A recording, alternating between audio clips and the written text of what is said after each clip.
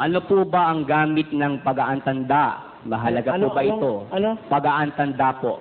Ano ang gamit? Opo. Ayun. Ano raw ang gamit ng pag-aantanda? Ewan ko po.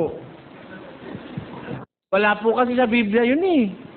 Hindi naman utos ng Diyos yun eh. O ngayon, papayag kayo, papaliwanag ko ayon sa librong Katoliko. O, sige. Ang sabi po dun sa Katisismong Katoliko, sabi ron, ang tanda ng Santa Cruz, ipag-adya mo kami, Panginoon naming Diyos, sa mga kaaway namin, sa ngalan ng Ama, ng Anak, ng Espiritu Santo. Di ba ganon? Ang tanda raw ng Santa Cruz, sabi dun sa katisismo, pag-aadya sa kaaway.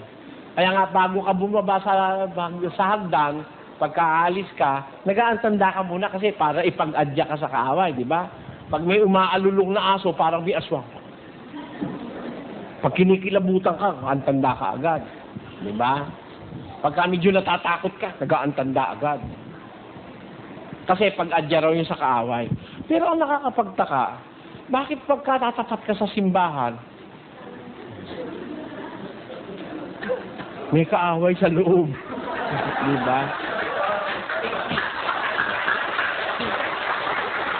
Halimbawa, may prosesyon. Halimbawa, hili-hilero yung mga santo, may prosesyon. Pagdaan sa kanto at nandun siya. Pag-adya mo ko dito sa kaaway. Yung prosesyon, lumalakad yun eh.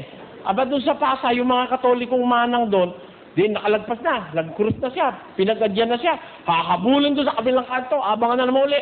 Pagdating, pag-adya mo. Ano yun? Kayo na nga mag-isip doon, huwag kayong magagalit kayo na lang mag-isip. Sabi ng katisismo, pag-aadya raw sa kaaway. Bakit pagharap mo sa simbahan, sa pare, sabi nung mga members, pag-adya mo kami sa kaaway. Sasagot naman yung pare, malaking-malaki, pag-adya mo ko rito sa maraming itong kaaway. Yun ang labas nun eh. Yun ang labas nun.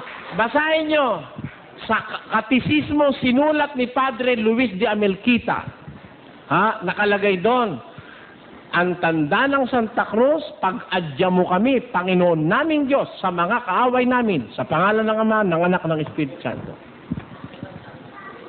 Maliwanag na ang gamit ng ang tanda, pag-adya sa kaaway. Pero bakit pagdaan sa simbahan, pagharap sa pari, nagkakukurus? Siguro magkaaway kayo, hindi lang kayo umaamin. Yun lang lalabas doon. Diba? Nasa sa inyo na po, kayo na bahala mag-isip. Ayoko namang magpasama ng kahit na sino.